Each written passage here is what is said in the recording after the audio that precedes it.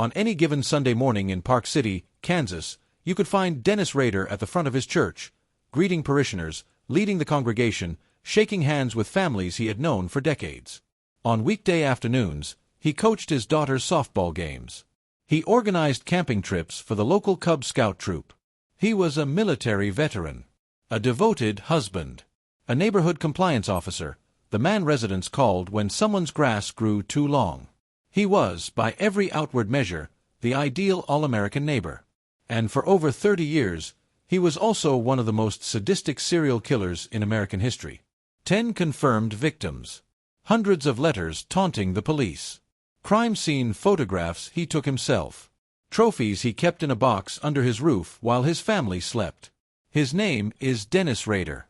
The world knows him as BTK, bind, torture, kill. And what finally caught him, after 3 decades of getting away with murder, was a floppy disk. It began on the morning of January 15, 1974. Dennis Rader knocked on the front door of the Otero family home in Wichita. He had been stalking Julie Otero for months. She was a former co-worker. When 38-year-old Joseph Otero answered the door, Rader forced his way inside at gunpoint, claiming he was a wanted man who needed food, money, and a vehicle. What followed was one of the most horrifying crime scenes Wichita investigators had ever encountered. Joseph Otero was bound and strangled. His wife Julie, also bound, was suffocated. Their 9-year-old son Joey was strangled with a cord. And their 11-year-old daughter Josie was taken to the basement, where she was hanged. For members of one family. On a quiet Tuesday morning. In a home with the lights on and breakfast on the table. Police were baffled. There was no clear motive. No known suspect. No weapon left behind. And then, 9 months later, a letter appeared. Hidden in the pages of a book in the Wichita Public Library. The writer confessed to the Otero murders in chilling detail and announced his intention to kill again. He signed it with 3 letters. B. T. K. Bind. Torture. Kill. Wichita's nightmare had a name. Over the next 17 years, Dennis Rader killed 6 more people across the Wichita area, all while living what appeared to be a completely normal life. In April 1974, just months after the Otero murders, he attacked 21-year-old Catherine Bright in her home, stabbing her to death and shooting her brother Kevin, who survived. That survival would haunt Rader for years. He had left a witness. In 1977, he strangled Shirley Vian inside her own home, after barricading her 3 young children in the bathroom so they could not interfere. He called police himself after killing his next victim, Nancy Fox, using a payphone just blocks from police headquarters to report it as a murder. That same year, growing frustrated by the lack of press coverage, Rader wrote a letter to a local television station. The message read, and these are his own words: "How many people do I have to kill before I get a name in the paper or some national attention?" The letters kept coming. Poems about his crimes. Coded puzzles. Photographs he had taken at crime scenes. Pieces of his victims' belongings.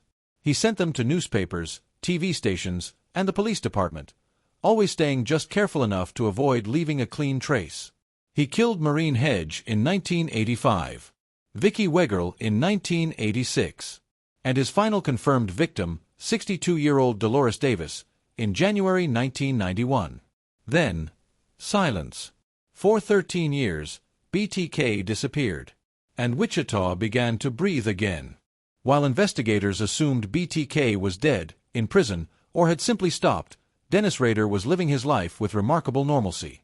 He had married his wife Paula in 1971, 3 years before the Otero murders.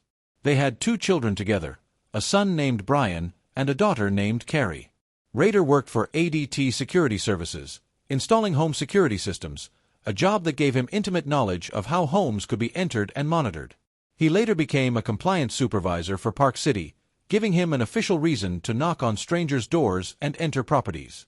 He was elected president of his church council at Christ Lutheran Church. He was a respected member of his community, known for his diligence and reliability. Nobody suspected him of anything. But behind closed doors, Rader kept a box of trophies, underwear, driver's licenses, and personal items stolen from his victims. During the gaps between murders, he photographed himself dressed in women's clothing, wearing masks, acting out disturbing fantasies he described as his way of reliving the crimes.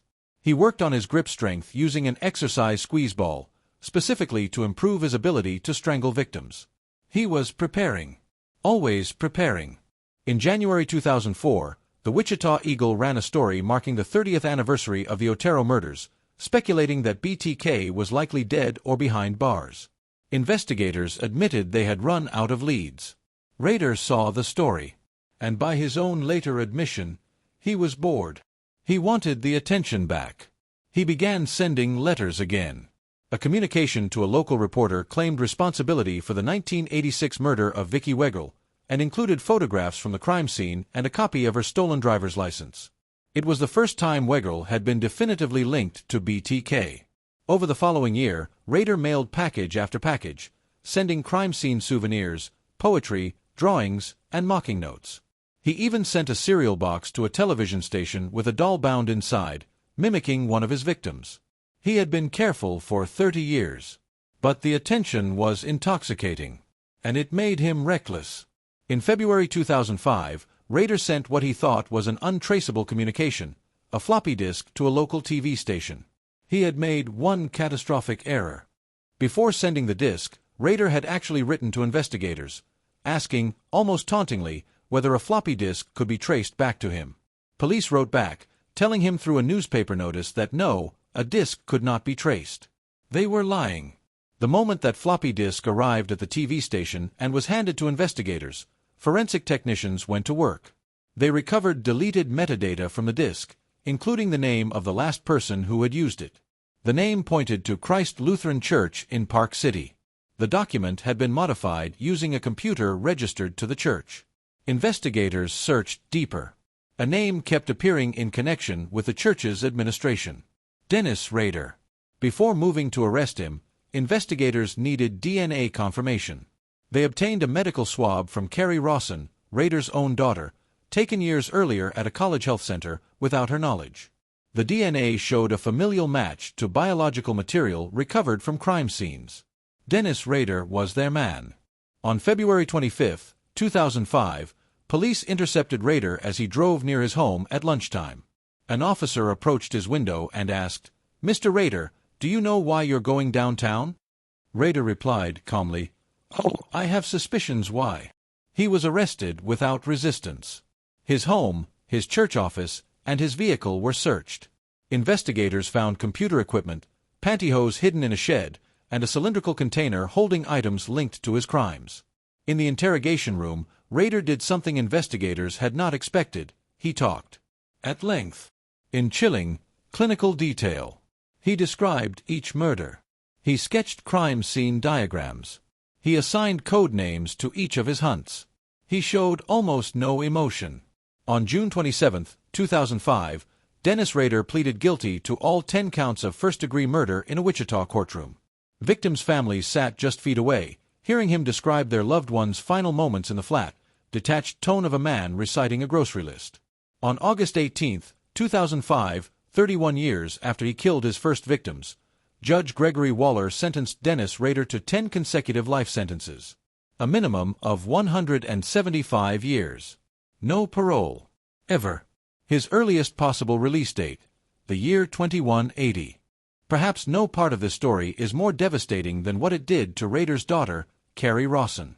In 2005, at 26 years old, recently married and pregnant with her first child, FBI agents arrived at Carrie's door and told her that her father, the man who had coached her softball games and built playground equipment, was the BTK Killer. She later said she spent 10 years rotting inside from the trauma. In October 2025, Netflix released a documentary, My Father, the BTK Killer, built around Carrie's journey to understand what her father truly was. It features home videos of family barbecues spliced against crime scene photographs. Her father laughing at her birthday party. His victims' names in black and white. In 2023, Carrie visited her father in prison for the first time since his conviction. She believes he may have killed more than 10 people. Investigators are still working to confirm links to additional cold cases. Dennis Rader sits in a cell at El Dorado Correctional Facility in Kansas. He will die there. For 30 years, Dennis Rader hid in the most effective disguise imaginable, a normal life. He understood that the best place to hide a monster is inside a man everyone trusts. And for 3 decades, that instinct was right. What stopped him was not superior detective work in the traditional sense. It was his own need, his desperate, compulsive hunger to be recognized, that led him to send one disc too many. The BTK Killer was not caught because he got sloppy. He was caught because he could not bear to be forgotten.